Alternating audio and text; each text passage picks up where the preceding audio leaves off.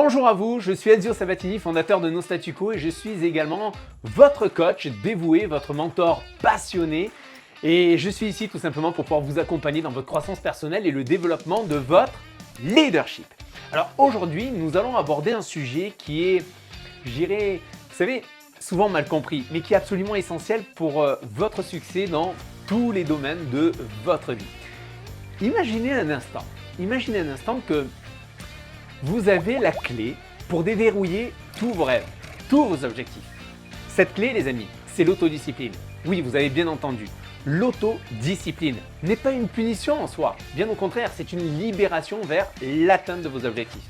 Alors, imaginez votre autodiscipline comme une maison. Si l'un des piliers est faible, c'est toute la structure qui s'effondre.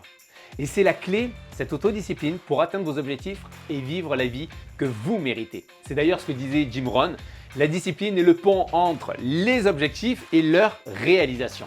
Alors restez avec moi car dans cette vidéo, je vais vous livrer les stratégies éprouvées pour que vous puissiez développer une autodiscipline, mais pas n'importe laquelle, une autodiscipline inébranlable. Mais au fait, est-ce que cette situation vous parle ? Vous savez, ce moment où vous vous fixez en quelque sorte un objectif. Vous êtes tout feu, tout flamme. Et puis là, plus rien. En fait, la procrastination s'installe. Les distractions vous éloignent de votre but. Vous vous retrouvez à naviguer sur les réseaux sociaux, à regarder des vidéos sans fin ou à faire tout sauf ce qui doit véritablement être fait. Et à la fin de la journée, vous vous demandez une chose, c'est « Où est passée ma journée ? Mais pourquoi je n'ai pas avancé ?» Vous avez déjà ressenti cela? Si oui, alors dites-le moi là en bas dans les commentaires, dites-le moi dans les commentaires. Vous savez, la cause de ce manque d'autodiscipline est souvent, on pourrait dire, multifactorielle. Premièrement, il y a le manque de clarté. Vous pensez que vous savez ce que vous voulez, mais en réalité, votre vision n'est pas assez précise. Et deuxièmement, il y a le manque de motivation. Vous commencez avec un enthousiasme débordant, mais dès que les choses se compliquent, votre motivation s'évapore. Et enfin, il y a le manque d'engagement. Vous n'avez pas pris l'engagement ferme et inébranlable de suivre votre plan quoi qu'il arrive. Ces trois éléments-là, les amis, sont les piliers qui soutiennent l'édifice de votre autodiscipline. Alors, si l'un d'entre eux est faible, eh bien c'est tout l'édifice qui s'effondre. Vous me suivez? Donc, pour renforcer maintenant votre édifice, votre autodiscipline, je vais vous livrer, pas dans une heure, ni demain, ni la semaine prochaine, ni le mois prochain, mais maintenant, je vais vous livrer 4 stratégies puissantes et largement éprouvées, c'est-à-dire qui ont fait leurs preuves et que moi-même, du coup, j'applique dans ma vie. Et je vous le partage maintenant. Alors, la première étape, la première stratégie, c'est la clarté.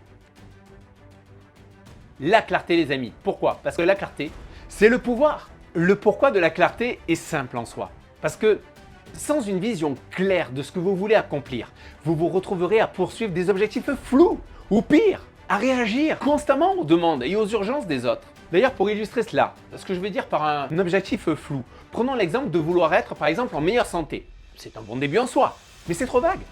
Un objectif clair serait plutôt de « je veux perdre par exemple 10 kilos en 6 mois en faisant de l'exercice 5 fois par semaine et en suivant un régime alimentaire équilibré ». Vous voyez là la différence? En fait, en soi, un objectif clair, il est mesurable, atteignable et lié à un délai précis. Alors, comment maintenant clarifier ces objectifs? Eh bien, pour obtenir cette clarté, il vous faut réaliser déjà un travail, je dirais un travail d'introspection. Prenez pour cela ce que je peux vous inviter à faire. Si vous avez de quoi noter autour de vous, si vous êtes en voiture, vous ferez l'exercice peut-être un petit peu plus tard. Mais sinon, si vous avez un papier avec vous et un stylo, je vous invite à commencer par écrire ce que vous voulez vraiment et ce dans les différents domaines de votre vie, que ce soit sur le plan professionnel, mais aussi sur le plan personnel, santé, relations, couple, famille, etc. Soyez en tout cas aussi précis que possible. Ensuite, une fois que vous avez réalisé ce travail-là, posez-vous la question suivante. Pourquoi est-ce important pour moi ? Les réponses à cette question vous donneront ainsi le carburant émotionnel nécessaire pour pouvoir maintenir votre autodiscipline. Et une fois que vous avez justement une liste d'objectifs qui est clairement définie et que vous comprenez leur importance pour vous, alors je vous invite à les partager bien sûr avec une personne de confiance. Pourquoi je vous dis cela? Eh bien tout simplement parce que vous allez créer un niveau supplémentaire de responsabilité et renforcer votre engagement à les poursuivre. Stratégie maintenant numéro 2 que je vous invite à mettre en place, c'est de créer un environnement propice. Pourquoi? Parce que contrairement déjà à ce que l'on pourrait déjà penser, l'environnement ne se limite pas, sachez-le, à, vous savez, cet espace physique. Bien au contraire, ce n'est pas qu'un espace physique, le bureau, le lieu de travail. Il englobe également toutes les personnes avec qui vous interagissez, mais aussi les distractions que vous permettez. Et ce que je peux vous inviter à faire, c'est à communiquer clairement avec vos proches sur ce que vous désirez atteindre et pourquoi cela est important pour vous.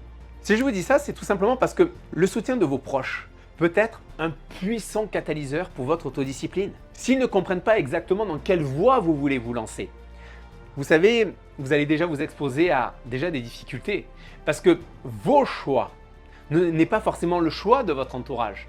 Donc, pour que votre entourage comprenne exactement dans quelle direction vous voulez aller, ils doivent le comprendre. Ce n'est pas inné en eux. Donc, vous devez leur exprimer.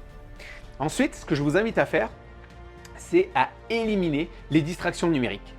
Mettez par exemple, vous savez, votre téléphone en mode ne pas déranger pendant vos périodes de travail intenses. Et surtout, ce que je vous invite enfin à faire, c'est à vous entourer de personnes qui vous tirent vers le haut. Vous savez, ces personnes qui, en quelque sorte, vous inspirent, vous motivent à être la meilleure version de vous-même. Vous voyez ce que je veux dire? Alors, voilà déjà maintenant 2 stratégies que je viens de vous donner sur les 4 que je vais vous dévoiler. Maintenant, ce que je vous propose, c'est la chose suivante. Dites-moi là, dans les commentaires, si vous avez déjà instauré des routines quotidiennes qui sont en quelque sorte le moteur de vos objectifs de chaque jour.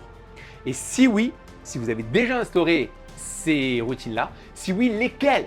Écrivez vos réponses là dans les commentaires et on se retrouve juste après la courte pause. Vous avez l'impression que vos journées filent à la vitesse de la lumière? Comme si elles s'évaporaient en un instant? Stop! Il est temps de prendre le contrôle. Découvrez le planificateur d'excellence. Ce n'est pas juste un agenda, c'est votre boussole quotidienne, votre levier pour une vie remplie de réussite. Il vous accompagne au quotidien pour définir clairement vos objectifs, mettre en place des actions concrètes et surpasser la routine et vivre pleinement. Ne rêvez plus de votre réussite, vivez-la.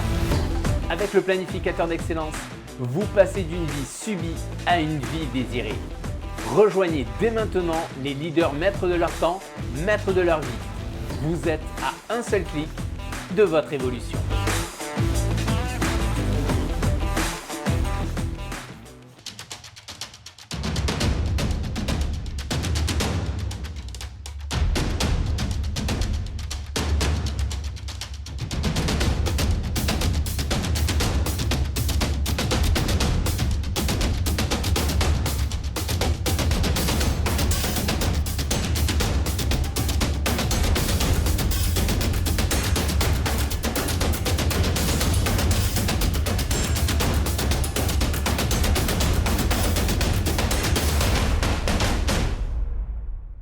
Merci pour vos retours les amis, merci beaucoup.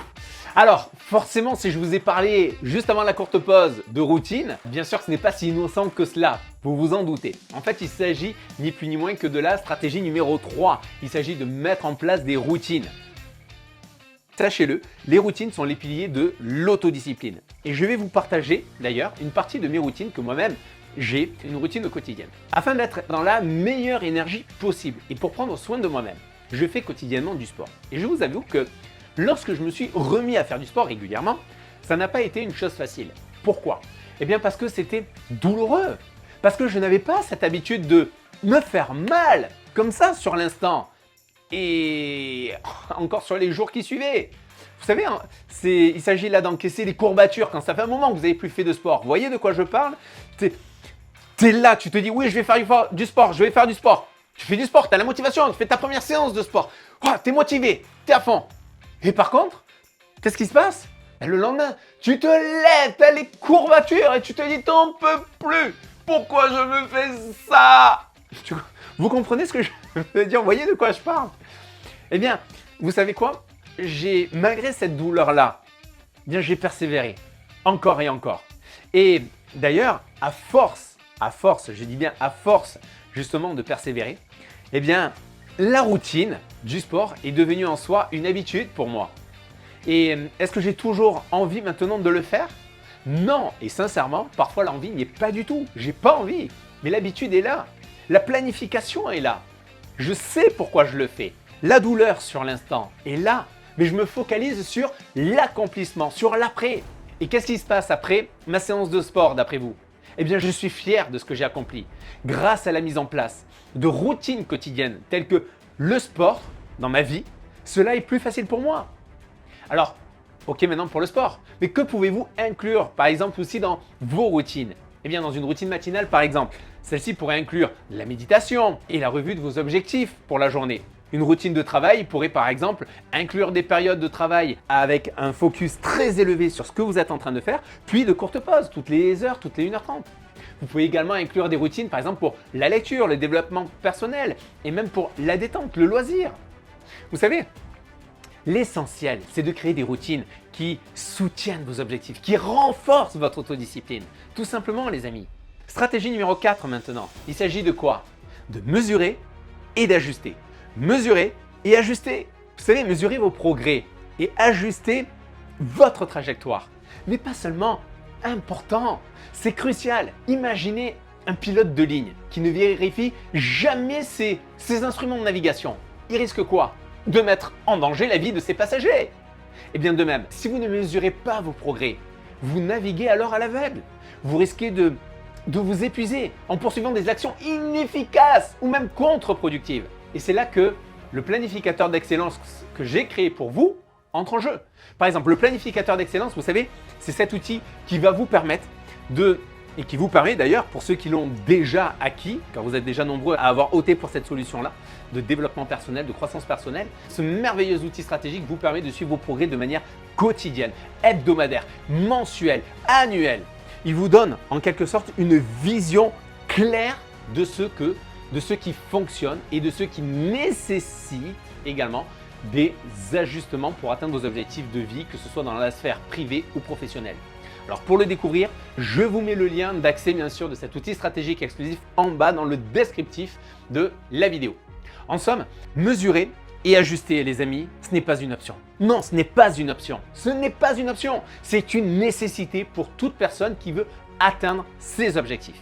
Waouh, les amis, nous avons parcouru en tout cas, je pense que vous êtes d'accord avec moi, un magnifique voyage aujourd'hui. Nous avons en quelque sorte fait quoi? Nous avons démystifié l'autodiscipline, nous avons identifié également les défis qui vous retiennent et je vous ai donné bien sûr les stratégies pour pouvoir surmonter ces obstacles. Alors rappelez-vous de ceci, la clarté de vos objectifs vous donne le pouvoir de persévérer. Un environnement propice et un cercle social solide également amplifient votre autodiscipline. Les routines bien conçues deviennent alors les piliers de votre succès. Et enfin, n'oubliez pas bien sûr de mesurer et d'ajuster votre trajectoire. Et cela n'est pas une option. Bien au contraire, c'est une nécessité. Vous l'avez compris, l'autodiscipline n'est pas en soi une compétence que l'on acquiert du jour au lendemain. C'est un voyage, c'est une série d'actions qui est cohérente, réfléchie, qui vous mèneront bien sûr vers la réalisation de vos rêves les plus audacieux. En tout cas, vous avez maintenant les clés, la clarté, l'environnement, les routines et la mesure. Il est temps de passer à l'action. Alors l'autodiscipline est à portée de main. Maintenant, la question c'est allez-vous la saisir? Comme le disait Thomas Fuller, tout est difficile avant de devenir facile. Alors quelle sera votre première action pour rendre possible l'impossible? Réfléchissez-y. Si cette vidéo vous a été utile, je vous invite à cliquer sur le bouton j'aime et à vous abonner à cette chaîne et surtout, partagez cette vidéo avec une personne aussi qui pourrait l'être finalement une révélation. Je vous invite à devenir l'architecte de votre réussite. Moi je vous dis à bientôt. Bye bye les amis.